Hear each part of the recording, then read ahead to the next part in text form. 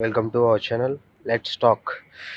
Love marriage గొప్ప, arranged marriage గొప్ప అని మాట్లాడుకునే వారికి ఈ వీడియో. ఫస్ట్ ఆఫ్ ఆల్ మనం లవ్ మ్యారేజ్ గురించి మాట్లాడుకుంటే ఒక చిన్న స్మాల్ స్టోరీ చెప్పుకుంటాం. స్మాల్ స్టోరీ చెప్దాం. ఏంటంటే రీసెంట్గా నేను చూసింది, ఒక 3-4 ఇయర్స్ లవ్ చేసుకొని లవ్ మ్యారేజ్ చేసుకున్నారు. లవ్ మ్యారేజ్ చేసుకున్న తర్వాత ఆ లవ్ మ్యారేజ్ పెళ్ళయ్యి, పిల్లలు పుట్టారు. బానే ఉంది. అంతా బానే ఉంది. అంతా వర్కౌట్ అవుతుంది. కానీ ఒకానొక టైంలో తను వాళ్ళ వైఫ్ ఉంది కదా!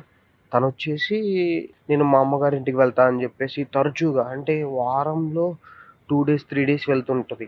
ఇతనికి డౌటొచ్చి అడిగగా, "ఏంటి నా మీద డౌట్ పడుతున్నావా? నేను అలాంటి దాన్ని కాదు" అది ఇది అని జెప్పేసి అనంది. ఇంకా డౌట్ పెరిగింది తనకి. పెరగగా తను ఒకసారి మళ్ళీ నేను మా అమ్మగారింటికి వెళ్తానని జెప్పేసి అనగా, తనని ఫాలో అయ్యాడు. తనకి తెలియకుండా. తెలిస్తే మళ్ళీ ఇబ్బంది గదా! తెలియకుండా ఫాలో అయితే ఎలాగెలాగెలాగో ఒక 5 కిలోమీటర్స్ ఎళ్ళాడు. అలాగా ఎవరిదో బైకొచ్చింది. ఎక్కేసింది. సినిమాకెళ్లారు ఇద్దరు కలిసి. టికెట్ తీసుకొని సినిమాకెళ్ళాడు. అక్కడి నుంచి సినిమా అయిపోయిన తర్వాత ఇంక డైరెక్ట్‌గా నాకు చెప్పడానికి కూడా మాటలు రావట్లేదు. ఓయోకెళ్ళి అక్కడ పని కానిచ్చేసుకొని బయటకొచ్చేసి ఇంటికొచ్చేసింది.